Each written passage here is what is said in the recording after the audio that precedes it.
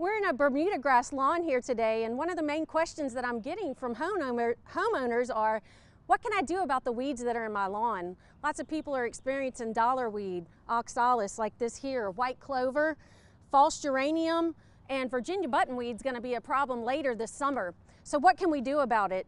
As the temperatures rise, we're running out of the time when we can actually spray the lawn with herbicides because it can cause injury to the lawn. But what it is a good time for right now is to weed and feed your lawn. The best offense is a good defense. If you can actually improve your lawn by improving the vigor, by fertilizing and cutting at the proper heights, you can minimize the weeds. Now, these weeds are at the end of their life cycle. They're trying to send out as many seeds as they can so that they can come back next winter.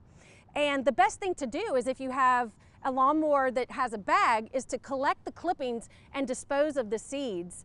You can also go ahead and you can still spray as long as the temperatures are not getting too hot. So we're on that cusp there. You can use atrazine, you can also use 2,4-D, and there's another product that you can use a little bit later in the spring, not too late, MSM turf, which is methyl sulfuron methyl. But what you can really do, the best thing for your lawn right now, is to get out there and fertilize. Get it growing vigorously so that you can minimize the weeds next year. For Get It Growing, this is Heather Kirk-Ballard with the LSU AgCenter.